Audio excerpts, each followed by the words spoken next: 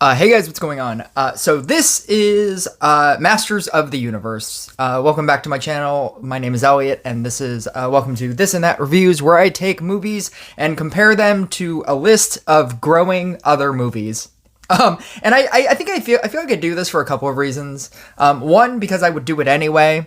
I always compare whenever, even when I'm watching movies, I'm always thinking of other movies that I've seen that do this because everything is iterative. But even more so than that, it's so that I don't have to like go back into my catalog, and review movies that I've seen because I've seen, millions of movies, already. And so, in order to not have to review those movies, I can just compare new movies to those movies, and then you know how I feel about both movies.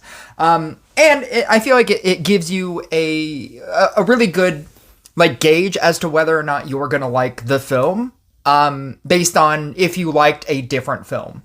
And so, in this movie, just right off the bat, I liked. I really liked it. To be fair, I have no prior experience to He-Man. It was before my time, and actually, even if it was during my time, it just wasn't a movie that a series that I watched.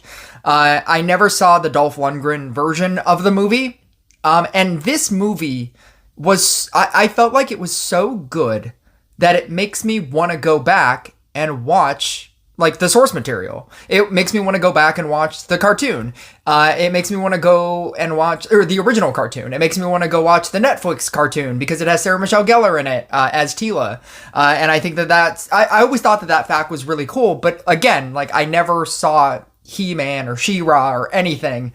And then like knowing how good this movie is, there's a big part of me that wants to watch the Dolph Lundgren version just to see how like probably not great that movie is. And because I feel like this is the best version of this kind of movie. To me, and I'm only speaking for myself, and I say that because a lot of this movie relies on humor. It's basically like watching a comedy. Ironically, I'm gonna go watch Scary Movie 3/6 or 3/7, whatever it is. I think it's 3/6. I'm gonna watch that in like an hour, so I feel like, or not literally an hour, maybe like 2 hours. In 2 hours I'm gonna be watching that because this is probably gonna be an hour. But being a comedy, I feel like comedy is the most subjective art there is. You can think that a joke is great, or you can think that a joke is dumb and cringy. And I feel like that is going to be your mileage with this movie. If you laugh at all the jokes, if the humor works for you, then you'll love this movie. And if it just doesn't, that's a good 60% of this movie. I think that the other 40% is story and, like the heart of the movie. But I feel like if the humor just does not work for you, then you won't like this movie, no matter how good I think that the movie on its own is. And I think that the 40% of the movie, the rest of the movie and the action and everything else that is the movie that is not the comedy, even though I think that is also very, very good, I do not think that if you don't like the comedy that you will just say that this movie is great. There is a lot that relies on on the comedy and the humor. But with that being said, I loved pretty much most of this movie. I want to say like 90% of this movie worked for me. I will talk about like the 10% that didn't. And most of that is Skeletor. This movie, this is going to go into spoilers. So I'm probably going to do spoilers for this. I guess I could talk about like everything else.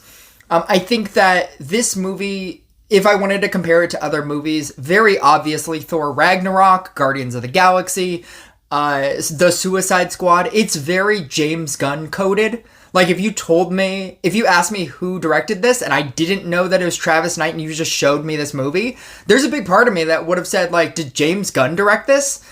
Because there's like needle drops. There's like really, really, really great song moments in this movie, like pop culture songs. And you know what's funny is like I'm such a like an Instagram reel meme guy, and when they did "I wake up in this morning 3 a.m. And they're doing the, and I take a deep breath. You know, like, I expected bitches ain't shit. You know, like that. I thought it was going to be that trend song. That remix trend song, and when it was like, what's going on, and it goes into like the regular song, I was like, oh, it's just the original song. I'm pretty sure I was in theaters, and I started like being at a concert and thinking that you're singing like the song that the performer is singing, and then they do like a concert version, remix version, and you have to catch yourself. I'm pretty sure I was in the theaters and I was like, bitches ain't shit, and I was like, oh wait, no, that's not what they're doing. This is just the original song. Okay. But like there's like that needle drop is so good, and there's like other ones. That's just the one that like really sticks out to me.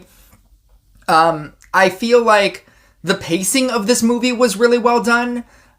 So the way that this movie is structured, and this isn't really that big of a spoiler, but it starts in Eternia for much longer than you'd think. And I thought all of that stuff was good. And then it goes to Adam being sent to Earth. And he doesn't stay there for too long, but just long enough for you to know, like, who he is as, like, an Earthbound person. And what I did like about that, oh, you know what? That actually triggered another movie that I wanted to compare it to. What I liked about that, about them showing that he's on Earth, was the fact that the stuff that he, like, becomes on Earth actually translates to who he is as a character as a whole. Like, it does actually matter, you know, like, who he becomes on Earth. And it informs who he becomes as a king or as a leader, as He-Man. And I did really like that fact, because another movie that I could compare this to is the Minecraft movie, which I also did like. And again, that's another like very perfect example of, if the humor works for you, then the movie works for you, and if the humor doesn't, then you probably hated the entire movie. Like, I loved all of the Jennifer Coolidge scenes with like the Minecraft villager. That all worked for me. I really like tip to tail or tip to toe. That scene killed me in theaters. Like that kind of humor. Like, I love the end of Minecraft movie with Malgosha and Jack Black, and he's like, you're gonna try to kill me, aren't you? And she's like, no, I just need your help. And then she like tries to stab him, and he's like, see, I knew you were gonna do that. It's that kind of humor in this movie. But something that I didn't like about the Minecraft movie that I really appreciated with this one was that all of the things that the characters did in the real world translated to everything that they were in the Minecraft world. Like, it carried over. And the girl from Wednesday, I believe, like the Enid, is it Enid? Is that what I know her from? I'm pretty sure that's who it is. The girl who's like she's like a marketing executive. She's trying to like make the Instagram of the company like go viral. That skill didn't translate over when she goes into the Minecraft world. She just becomes like a fighter, and they're like, wow, you really fight really well. And she's like, yeah, I guess I do. And then at the end of that movie, she like starts a dojo, but that doesn't translate to like what she was before. And I thought that there was like a disconnect there. And that's like a nitpick of the Minecraft movie. But I mean, like, I really appreciated that all of the skills that Adam has as a He-Man, or as Adam, as a regular person on Earth, like that translated to who he becomes as He-Man. I like the fact that I don't know the source material, but I love the fact that I knew a lot of the character names because they're all insane. I watched the John Campea show, and obviously he's been talking about this a lot. And so I knew about the character names and how insane they are, like Ram Man and Fisto and Mechanic. And these are just crazy names. And the fact that they gave that a purpose, that makes sense, I loved.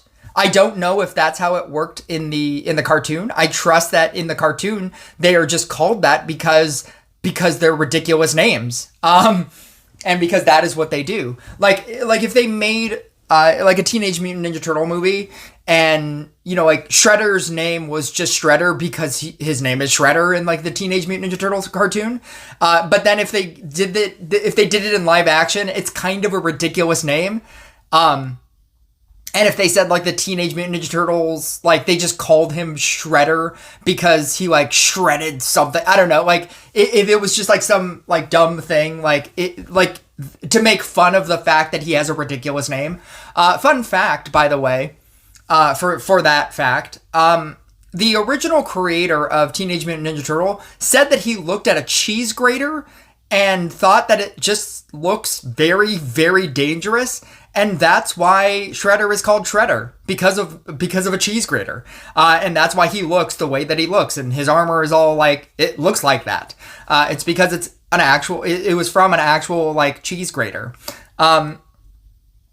So even, so the course of the movie that this goes through is Adam is on Eternia, and you get to learn about the history of Eternia, and you learn about Man-at-Arms, and you learn about Tila, and you learn about like the history of it. Another thing about that, I knew so little about He-Man that I thought Castle Grayskull was literally just another section of Eternia that was like where the evil villain's lair is.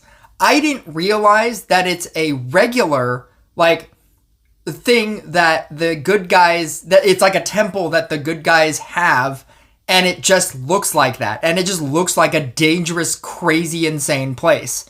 I thought it was literally just the bad guy's lair, and it obviously becomes the bad guy's lair, but there wasn't a part of me that thought that, oh no, it used to be our temple for our Castle Grayskull where we hold all of our power. That was a really weird, revelation to me while watching the movie. So it starts there, and then he gets sent to Earth, and then he very quickly, like relatively quickly, goes back to Eternia. And this is a spoiler for the movie, but I think that it'll probably be a very welcome spoiler. He doesn't become He-Man at the end of the movie. He becomes He-Man pretty quickly. And I appreciated that because one of my reviewers was also saying that it was weird that Nicholas Galitzine got in like this peak,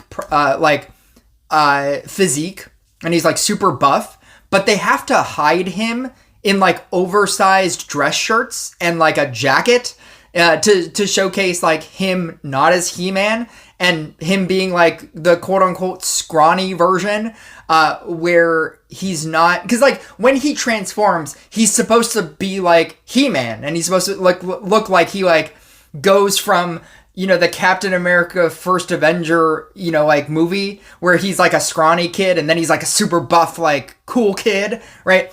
And Nicholas Galitzine filmed this movie all at the same time, so they couldn't really be like, all right, we're going to do all the Earth scenes and all the scenes where you're not super buff, and then, 6 months later, we'll come back to this movie and then do all the scenes where you're super buff. But they also didn't use CGI, because they could have theoretically have done that as well, but that would be weird and uncanny, and like He-Man is just a guy without a shirt, and so it would really look uncanny and weird.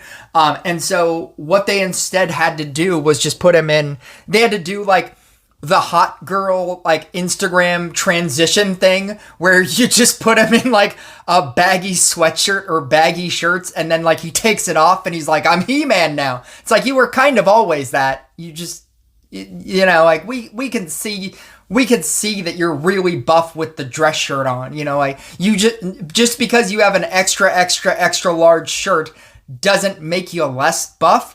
So I appreciated the fact that when they get back to Eternia, he does discover like the He-Man side of him pretty quickly, so that he can be like shirtless, and you understand that really quickly, as opposed to having to suspend your disbelief for the entirety of the runtime, and then in the last like 10 minutes he becomes He-Man and becomes buff, and you're like, no, you were always buff.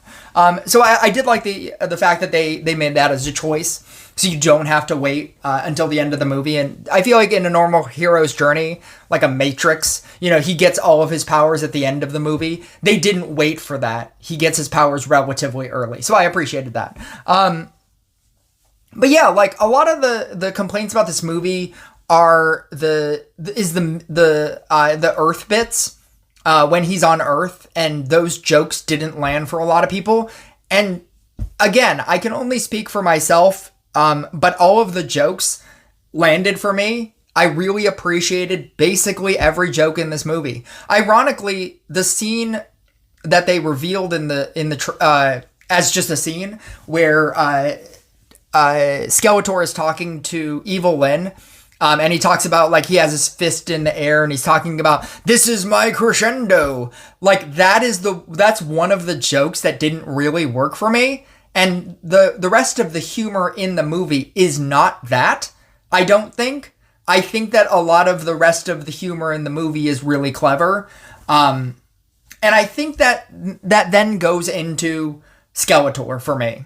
Now, I'm going to do spoilers, but, suffice it to say, if you like those movies, if you like a hero's journey type movie, if you like a, group of misfit characters banding together to defeat a greater evil, I feel like then you'll like this movie. I think that as a person that does not have any connection to the He-Man universe, that didn't watch the source material, if I was an 8-year-old kid, and I struggle to say 8-year-old kid because the violence in this movie is insane.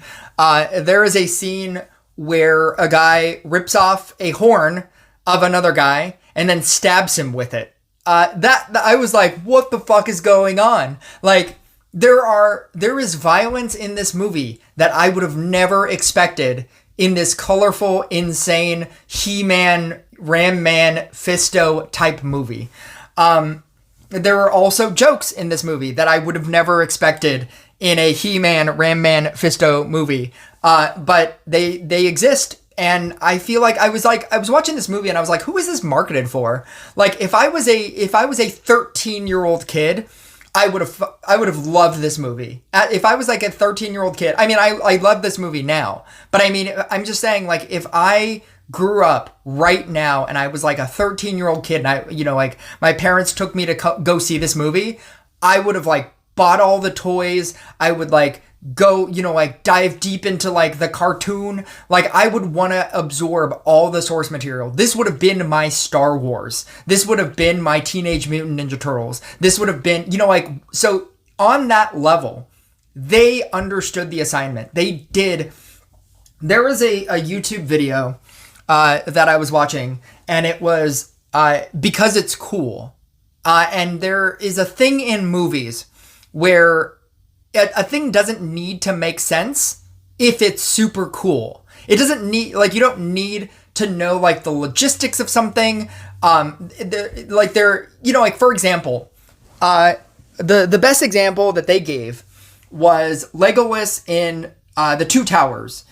When he's sliding down on the shield, he throws the shield or something, and like he starts like skateboarding down the stairs while shooting arrows. There's no practical reason to do that. That doesn't make your aiming better, but it's cool, and it's like that's a moment in a movie where you could be like, you could analyze that and be like, why did he do that? That's not efficient. Like, that's not, something that would allow him to, like both maneuver and, like the logistics of that isn't sound, but it's cool. And so like, you just kind of like accept it and it's fact.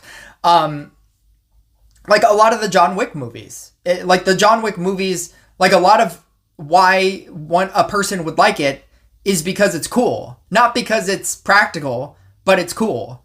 They said that all of Pacific Rim is that. It's just, the movie doesn't make sense. Like, why would you spend billions of dollars to make a mechanized robotic suit that needs to be controlled by two people that share a mind when you could be spending billions of dollars on just weapons? Like, just nukes? Like technology? Like, why would you spend all this money to develop a robot suit that has to have all of these different things in order for it to even kind of work. It's like, because it's cool. Like the idea that two people, you have to find two people of like minds that have to sync their minds together. Like that's cool. Like, and I feel like there's a lot of things in this movie that don't really make sense, but they're cool. And one of them is Trapjaw.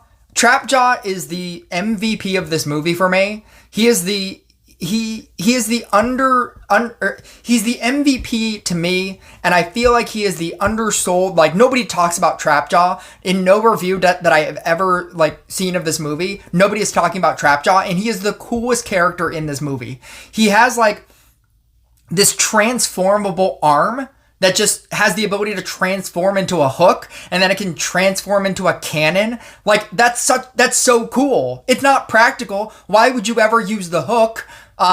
Like just use the cannon, just use the far away, you know, like things, right? But it's cool. And it's just such a, like his fight with Man-at-Arms in the very beginning of the movie, I was already sold. I was already sold from the MGM logo at the beginning with Cringer replacing the tiger in the MGM logo. Like it's like there's so many things in this movie. The Eternia soundtrack. Look up, if you want to know whether or not you will like this movie, look up the Eternia song on YouTube. That theme song for this movie, the way that they sprinkle it throughout the movie, it becomes a little memeable. I was talking to my girlfriend yesterday, and I told her it's kind of like when I watched Raiders of the Lost Ark relatively recently, like within the last like 5 years. I had never seen it. I was a big Mummy guy growing up. And so, like, I saw Temple of Doom and just never cared to watch any of the other, like, Indiana Jones things. I saw Temple of Doom, went straight into Crystal Skull, and then saw, like, the one that came after that, whatever the one that came after that with the weird time travel mechanic.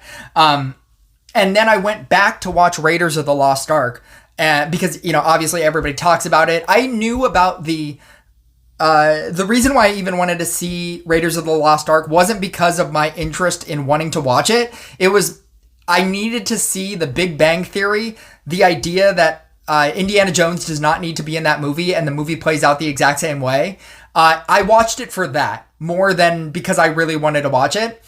And when I was watching it, the thing that kept happening was they kept playing the Indiana Jones theme song anytime he would do something cool. And it was like, you know, like he would start, you know, like he would go into a fight and dun dun dun dun dun dun dun dun, and then he gets punched and it's dun dun dun dun dun, and then he like starts running away and he's like, you know, dun dun dun dun dun dun dun dun dun, and then he has to like catch up to a plane, dun dun dun dun dun dun dun, and like it just keeps happening over the course of the movie. Like, you know, if you wanted to rewatch that movie for a different reason, rewatch that movie and tell me. Comment down below, how many times do they do the Raiders of the Lost Ark theme? Because in this movie, that if you go and watch that Eternia the Eternia song that they use for this movie, they use that theme so much in this movie. And it's really cool. It's a really cool theme song. And the way that they use it is really cool every single time. But it did get to a point where, like the Raiders of the Lost Ark Indiana Jones theme, I was like, they're really going into this theme song. Just these like couple of notes. It's not like a whole song, but just like that, just those couple of notes. It would be like if you were watching Jurassic Park and every time a dinosaur popped up on screen, and then like, you know, chase scene, and then like they stop and then like a dinosaur pops out of like the forest and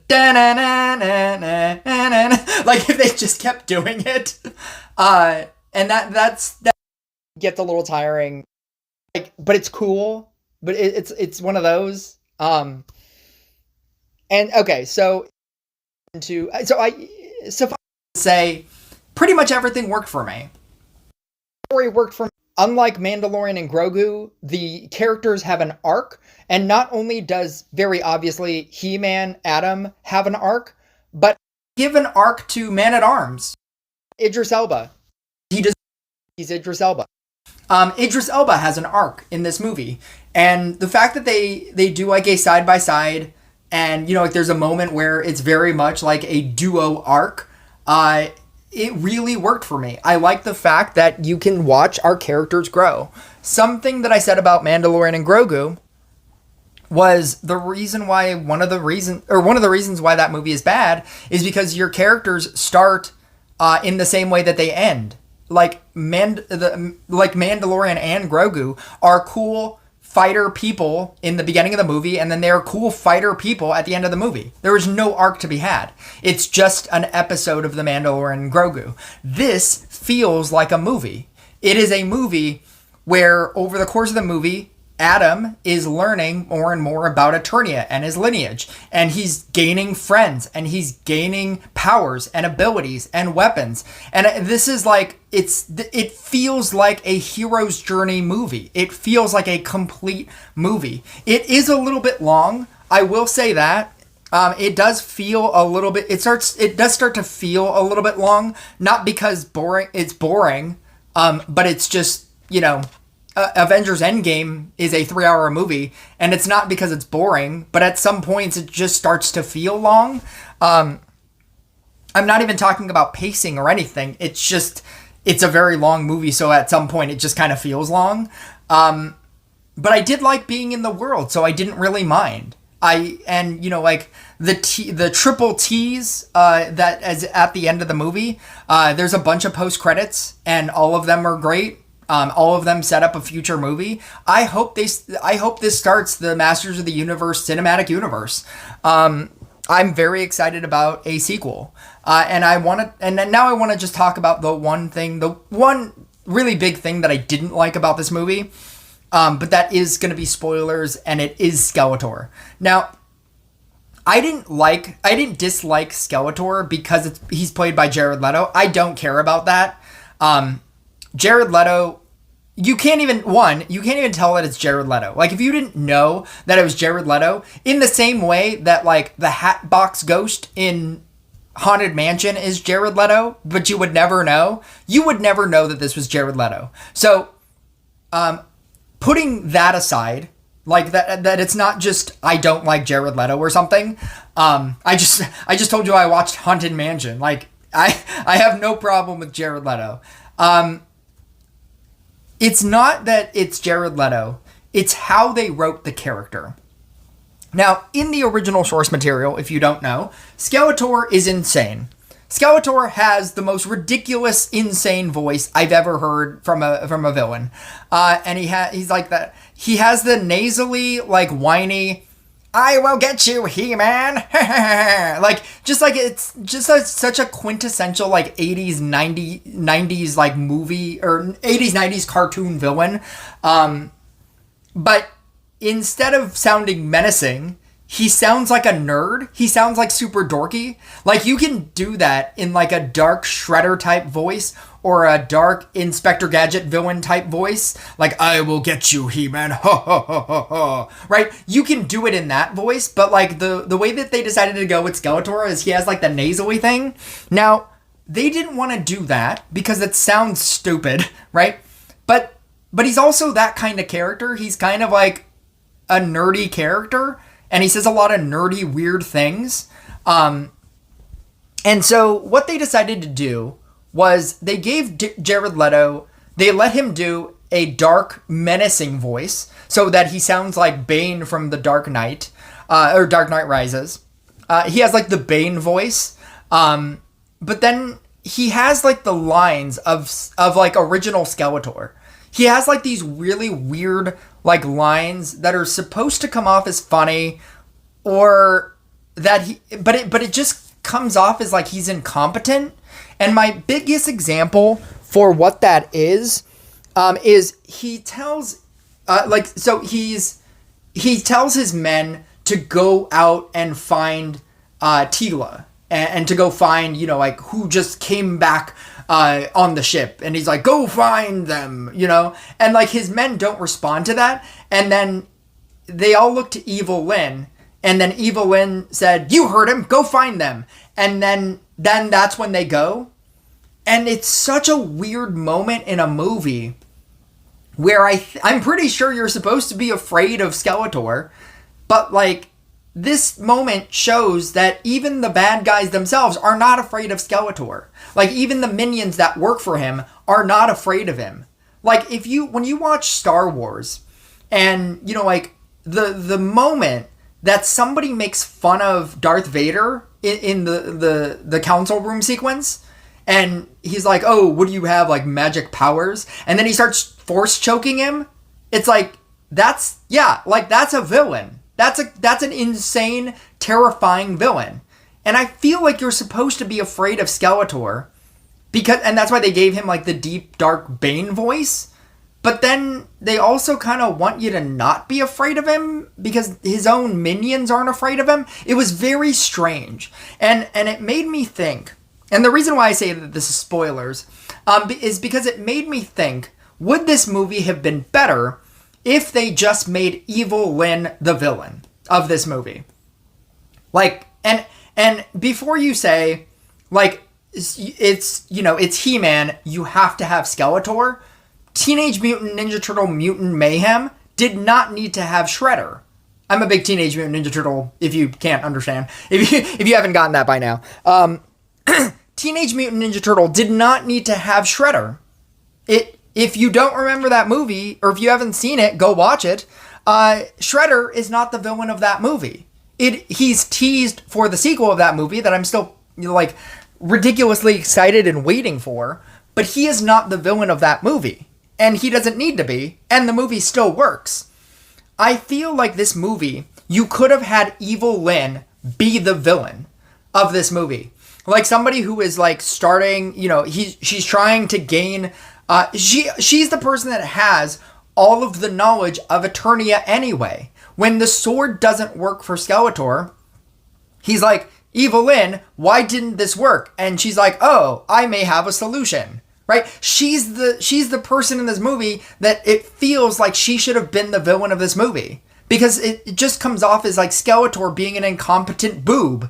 And maybe he is in the comics, but like I don't think that that's what you should be setting up in your like cinematic universe if that's what you're doing with this. Because again, spoilers, but if you're going to introduce She-Ra, yet another like overly powered, He-Man character, I already don't feel afraid of Skeletor. What are you going to introduce when you introduce yet another person? Like it's like you've already beaten Skeletor with one guy. Now you have two people, and I'm supposed to still be afraid of Skeletor because maybe he becomes more competent in the sequel. Had you have done Evil Lyn, right, as the villain all the way through, and you say like I am heralding, like Avengers Infinity War, I herald the arrival of Skeletor, like I am here to find the Sword of Eternia in order to resurrect Skeletor, or whatever, like, and it's Evil Lyn, and she has like her magic powers, and she has the command and control of like the minions, right? And she has like everything that she does in this movie. Like she is basically the villain of this movie, and yet she's not. Had you have done that and gone the whole way through and done the exact movie the exact same way, but now you give Alison Brie like an elevated position within this movie, and then you tease at the end of this movie like a Thanos tease of, all right, I'll do it myself, like Skeletor's, hand or whatever. I feel like that would have been a stronger movie, and it would have had stronger potential for, oh, She-Ra is going to be in the next movie, and Skeletor is coming. Like, that's crazy. Like, like Skeletor and, like everything, right? Because the fact that, like, you tease that Skeletor is still alive at the end of this movie is insane. Because I'm not afraid of him. I don't know if I should be afraid of him. I don't know if that's the point of He-Man, or if it's just supposed to be a fun action adventure, movie. But like, I'm not afraid of this guy. And I feel like the movie is half trying to make me afraid of this guy.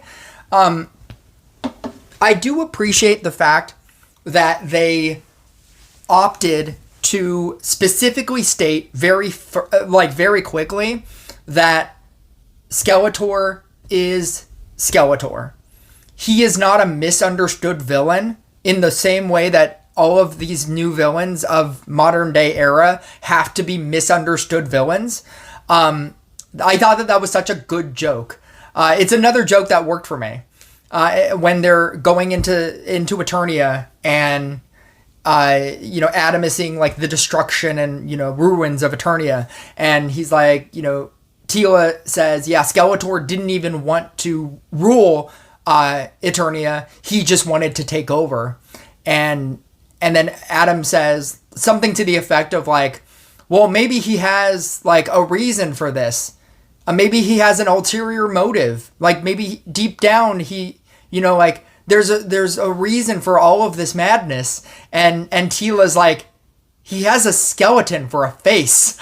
And it's such a good line. It's such good like line delivery. And it states the fact that he doesn't have parent issues. I love the fact that they brought that up as another joke at the end, right before the final fight, where Adam still tries to reason with him, and he's like, I don't know if your parents loved you as a child, but it's like he's like, no, I'm just evil because I like being evil, and that was so refreshing as a joke and as a like a send up of like current pop culture. And so it wasn't that all of, Skeletor didn't work for me. There are aspects of the character that like I thought were really good and really funny. It's just the fact that I was never afraid of him. And I feel like the movie wanted you to be afraid of him with what he does. It's also weird that he decided to keep his parents alive. And for what reason? Like he was feeding his parents like food and water and giving them shelter, for 15 years. For what? Like, I don't know to what end he opted to do that. It just feels like such a weird, like if I'm a villain and I'm a villain because I like being a villain, but I'm also gonna house and feed and, change your clothes and, and keep you alive so that I could kill you in front of your son. Like, that just feels so weird to do, not knowing if Adam was ever gonna come back. And the fact that he chose to do this for 15 years feels kind of insane to me. But yeah, like, aside from those things, I really feel like this movie, I'm really excited for a sequel. Like, it just really worked for me. The songs that are used in this movie, the action, the humor, the characters, I thought all of the characters were really great. All of the side characters are just really funny and memorable, mostly because of like their ridiculous name.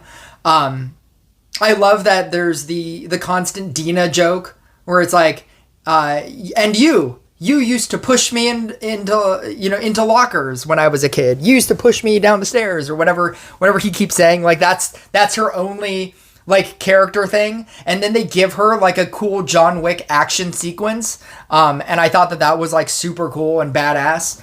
I love that there's like a K2SO robot, or if you want to be cool, the robot from it's more, I guess, in line with the robot from Solo, the Star Wars story, because it's like a female robot, but it's basically like a K2SO sarcastic robot.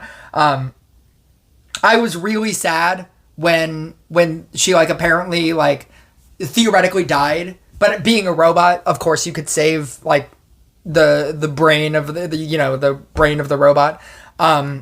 So I'm happy to like explore more of that in the sequel.